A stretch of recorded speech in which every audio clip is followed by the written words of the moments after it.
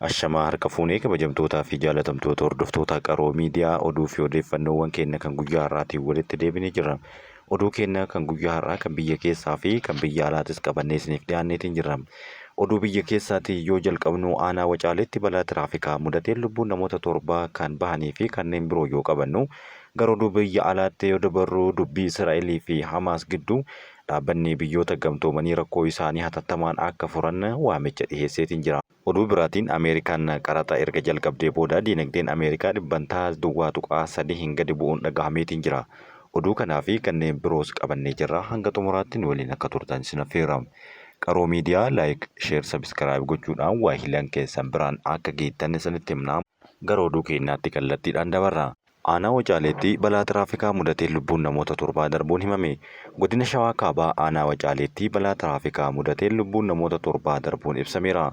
Balaan kun kan uumame ganda Machallaa jedhamu irratti kan ta'e yommuu ta'u namoota 21 irra miidhaan qaamaa cimaa fi namoota 17 irra ammoo miidhaan qaamaa salphaan akka gahee himamee jira. Balaan kun kan mudate konkolaataan deddeebisa uummataa muka xurrii irraa gara Jiddaatti imalaa ture konkolaataa fe'umsaa lammii irraa gara Finfinnee imalaa ture walitti bu'uun akka ta'e yoo himamu balaan kun guyyaa sa'aatii 7 fi walakkaa irratti qaqqabuun dubbatameetiin jira. Yeroo garagaraatti balaa tiraafikaa mudatuun lubbuun namootaa darbaa waan jiruuf of eeggannoo akka godhanis waamichi dhiheeffamee jira. Imbaasiin Itoophiyaa Jibuutitti argamu lammiilee Itoophiyaa biyyattiitti deebi'uudhaaf fedhii agarsiisan galmeessuu jalqabe. Mootummaan Jibuutii Itoophiyaanota dabalatee lammiilee biyya alaa hayyamaa jireenya seera qabeessaa hin qabne yeroo murtaa'e booda biyyattii gadhiisanii akka bahuuf akeekkachiisa baasuu hordofee imbaasiin Itoophiyaa achitti argamu kanneen gara biyya isaanii deebi'uudhaaf fedhii agarsiisan galmeessuu eegaleetiin jira. Jibuutiin lammiilee biyya alaa waraqaa seera qabeessaa hin qabneef eebla 3 hanga caamsaa 2 bara 2025tti fedhii isaaniitiin akka biyyaa ba'aniif yeroo kenniteefii jirti. Yeroo kana booda dirqiidhaan gara biyya isaaniitti akka deebiftuu kan himan yommuu ta'u, marii sadarkaa ol'aanaa ministeera biyya keessaa Jibuutii waliin taasifame dabalatee tattaaffii karaa imbaasii Itoophiyaa godhamee mootummaan Jibuutii amansiisuu hin dandeenye.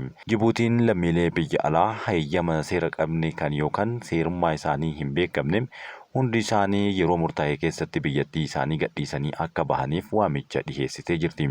Yoo kun hin taane ammoo humnaan gara biyya isaaniitti akka deebi'anis akeekkachiisa kenniteerti. Dhaabbanni biitkooyinii United Arab Emirates gahumsa maayiningii Itoophiyaa keessaa qabu meegaawaattii 52 guddisuun dhagahame. Dhaabbata maayiningii biitkooyinii teessoo isaa Emireetota Araba gamtoomanii keessatti godhate Phoenix Group kan jedhamu gahumsa maayiningii Itoophiyaa keessaa qabu meegaawaattii 52tti ol guddisuu beeksiseera. Dhaabbatichi eebla 29 bara 2025 akka beeksisetti daballee haaraa hojiirra oolche kanaan dandeettii maayiningii biitkooyinii Itoophiyaa keessaa qabu meegaawaattii 132 gaheera. Gahumsa waliigalaa dhaabbatichaa yeroo ammaa kana meegaawaattii 500 akka caalu kan ibsame yommuu ta'u, hundeessaa fi hojii gaggeessaan dhaabbatichaa kan Phoenix Group ta'ee Munaaf Alii tarsiimowwan dhaabbatichaa bakkeewwan ijoo baasii anniisaa xiqqaa qaban qaqqabuu irratti kan hundaa'edha jechuun dubbataniiru.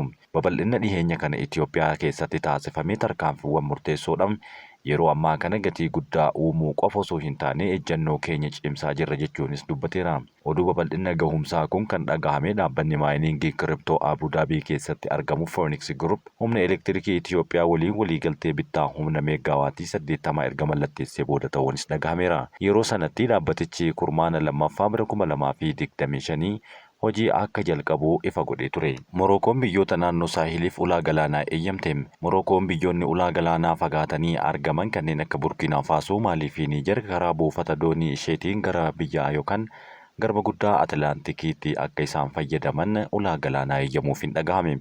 Tarkaanfiin kun sochii daldala biyyoota kanneenii fi tokkummaa daldalaa akkasumas dinagdee naannoo sanii cimsuudhaaf kan gargaaru ta'uun himamaa jira. Morookoon karoora bara 2023 kan ifoomsite yommuu ta'u, biyyoonni kunneen misooma bu'uuraa Morookoon hojjette kanaan karaa buufata doonii Daahilaa jedhamu garba Atlaantikiitti fayyadamuun isaanii kan gargaaramudha jechuun ibsamaa jira. Kun ammoo biyyoonni kunneen kallattiidhaan gabaa idil addunyaa akka argatan gochuu fi hirkattoowwan naannoo qarqara galaanaa ollaa irratti qaban hir'isuu kan qabu jechuun akeekni kennaara. Burkina Faasoo, Maalii fi Niijer biyyoota saahilitti argaman warra gamtaa isaanii yookaan mataa isaaniitiin uummatanii fi ministeeronni dhimma alaa biyyoota kanneenii eebla 21 bara 2017 mootii Mohaammed Jahaffaa waliin wal arguudhaan dhimma piroojeektii kanaa irratti sirriitti mari'ataniiru jechuun gabaasaaleen garaagaraa baasaa jiru. Inisheetiiviin kun Afrikaa lixaatti daandii daldalaa fi qindoominaa ture jijjiiruudhaan tarkaanfii guddaa gara fuulduraatti kaa'ame jechuun jajameera. Kunis haala ji'oopolitikaa naannichaa jijjiiruudhaan biyyoota saahilii fi guddina dinagdee argamsiisuu akka danda'uun Times of Indiyaan gabaasa isaa keessatti eeree jira. Gamtaan Afrikaa qoqqobbii Gaaboon irra kaase. Gamtaan Afrikaa Gaaboonitti fonqolcha mootummaa heera mootummaa faallessuudhaan akka lakkoofsa Awurooppaa hagayya bara 2023 raawwate hordoffiin qoqqobbii kaahee ture kaasuu beeksise.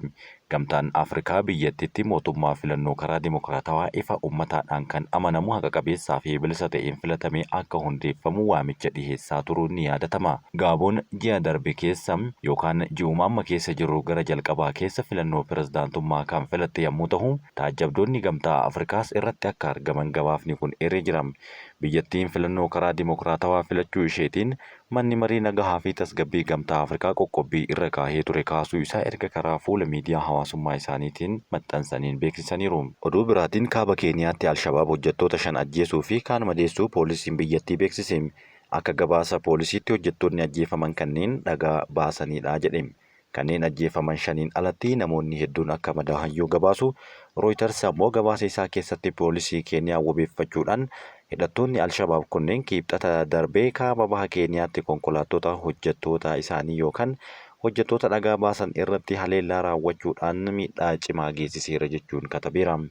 Hidhattoonni garee Alqaayidaa Somaaliyaa keessa socho'u waliin hidhata qaban 10 ganama naannoo sa'aatii 12tti konkolaataa hojjettoota ugguruun fudhateera.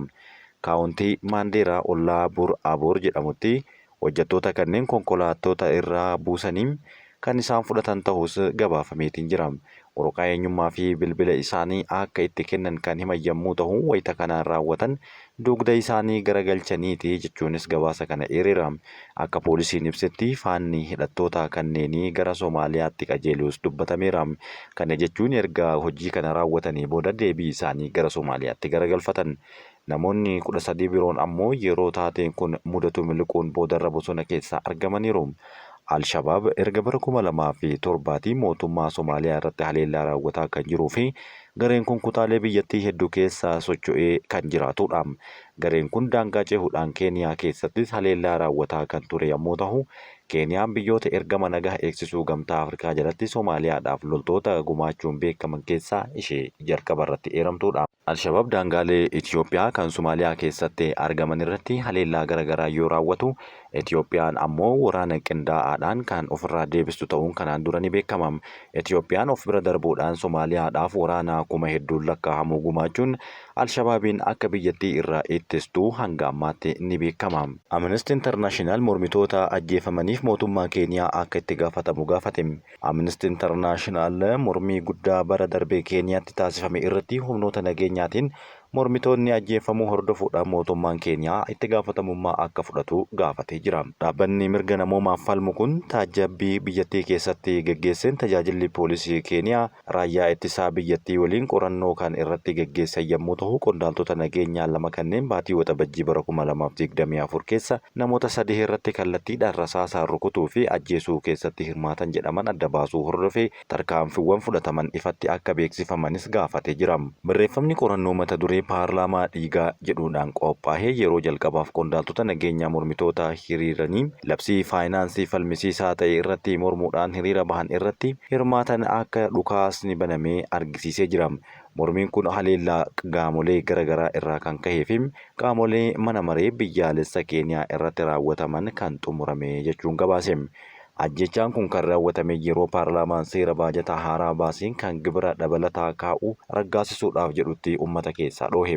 Jeequmsi kana gidduutti qondaaltonni nageenyaa dhukaasa banuudhaan namoota meeshaa waraanaa hin qabne 3 yerootti akka ajjeesanis gabaasa kana keessatti eeree jira. Antooniyoo Guutarees Israa'elii fi Filisxeem gidduutti furmaanni waaraan akka taasifamu waamicha dhiyeessan. Barreessaa ol'aanaan dhaabbata biyyoota gamtoomanii kan ta'an Antooniyoo Guutarees Biyyoonni konfiraansii idil addunyaa baatii waxabajjii keessa gaggeeffamu dura Israa'elii fi Filisxeem gidduutti furmaata waaraa biyyoota lamaanii akka mirkaneessan gaafataniiru.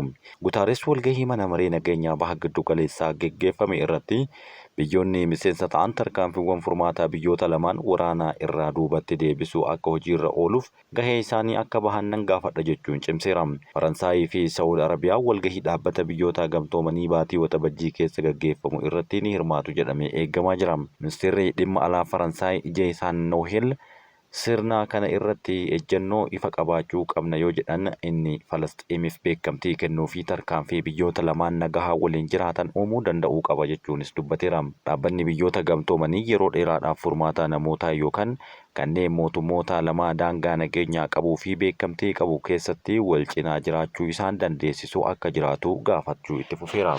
Dinagdeen Ameerikaa dhibbantaa duwwaa tuqaa 3 gadi bu'uun dhaga'ame. Wayita pirezidaantiin Ameerikaa Doonaald Tiraamp dinagdee biyyattii guddisuudhaaf jecha qaraxa biyyoota irratti dabalaa jiran kanatti dinagdeen Ameerikaa akkaan gadi bu'uun dhagahamee jira. Ragaa kana jalqaba biiroo xiinxala dinagdee Ameerikaatu baase. Oomishni waliigalaa biyya keessaa Ameerikaa GDP'n kurmaana jalqabaa bara 2025 keessa kan guyyaa dhibbatti tilmaamamee waggaatti dhibbantaa duwwaa tuqaa 3 gadi hir'achuu agarsiisee jira. Akka ogeeyyiin dinagdee jedhanitti lakkoofsi kun guddaa ta'uu baatus dinagdee biyyattii kurmaana darbe keessa saffisaan dabalaa ture dhibbantaa 2.4 booda kufaatii guddaa argisiiseera jechuun dubbateera. Gabaasni kun yeroo pirezidaantiin Ameerikaa Doonaald Tiraamp qaraxa guddaa labsan dura irra kan turee fi kan xiyyeeffate yommuu ta'u garuu sababoota jiran keessaa tokko ta'uu isaa akka hin oolles himamaatiin jira. Ogeeyyiin dinagdee akka jedhanitti haala kanaan dinagdeen Ameerikaa bara kana gara kufaatii dhibbantaa 50tti dhihaachuu mudachuu akka malu akeekkachiisa isaanii kaa'aatii jiru. Kun osoo kanaan jiru Doonaald Tiraamp dhaadannoo biraa dhageessisee jira. Doonaald Tiraamp yoom dhageettan jechuudhaan ammallee ajajoota hedduu baasuu akka danda'an ifa godhee jira. Pirezidaantiin Ameerikaa kun erga hojii eegalee guyyaa 100ffaa isaanii wayita kabajan haasaa duula filannoo fakkaatu taasisaniiru. Dubbii isaanii keessaa morkattoota isaanii jechaan kan tuqan yommuu ta'u akka milkaa'ina guddaa galmeessanitti kan of saadan yookaan of jajan yommuu ta'u pirezidaantiin kun aangoo pirezidaantummaa fayyadamuudhaan jijjiirama ajaa'ibsiisaa galmeessisaa akka jirus dubbatanii jiru. Qondaalli Rippaabilikaan kun akkuma yeroo kamuu godhan haasawaa kumaatamaan lakkaa'amuu kan dubbatee fi gara Baayidanitti garuu quba isaa qabu ammas hin dhiifne. Doonaald Tiraamp erga aangoo qabatanii lakkoofsi godaantota gara Ameerikaa seenanii hir'ateera garuu gama dinagdeen sochiin ture kisaaraa siyaasaa itti fideera jechuun qeeqxonni garaagaraa garuu ni dubbatu. Sagantaa kana irratti dhimmoota Tiraamp irratti xiyyeeffachuudhaan kan dubbatan keessaa tokko waa'ee fudhatamummaa isaanii yeroo ammaa yoo ta'u yaadni namoonni kennaa jiran fudhatamummaa pirezidaantii Tiraamp hir'achaa jiraachuu mul'isa. Tiraamp kun oduu sobaa dhugaa irraa fagaate jechuudhaan yoo dubbatu jaarmiyaan yaada ummataatiin hooggantoota irratti qabu xiinxala Gaalup erga waraana addunyaa lammaffaati as pirezidaantiin akkanaa yookaan Ameerikaa keessatti guyyoota jalqabaa 100 keessatti deeggarsa ummataa walakkaa gadi argataniiru jechuun galmeesseera.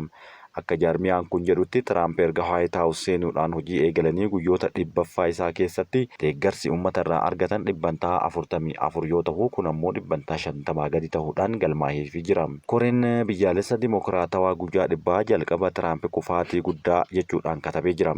Jireenyi akka malee qaala'uudhaaf kan gaafatamu Doonaald Tiraamp kufaatiin Tiraamp balbala hunda keenyaa rukutaa jira jechuun ifa isaanii godhaa jiru. Bulchiinsi Tiraamp kan ittiin milkaa'e inni ijoon lakkoofsa godaantotaa hir'isuu yoo ta'u bara darbee bitootessa keessa lakkoofsi godaantotaa karaa daangaa kibba Ameerikaatiin seenan 100,000 fi 40,000 ol ture. Lakkoofsi kun yeroo ammaa 7,000 qofatti gadi bu'eetiin jira. White House akka jedhutti bara bulchiinsa Tiraamp marsaa lammaffaa kana hanga ammaatti godaantonni 650 ol biyyattii keessa akka ari'ataman kan himee fi lakkoofsi kun guyyoota 100 qofa keessatti bara darbee bulchiinsa US ari'ee 2,700 waliin kan wal bira qabamee ilaalamu yoo ta'e ka'ammaa kun baay'ee olaanaadha jechuudhaan jajatee jira. Kabajamtootaa fi jaalatamtoota hordoftoota keenyaa oduun keenya kan ammaaf qabannee kan hangammaatti dhaggeeffattanidha. Waan waliin turtaniif galatooma.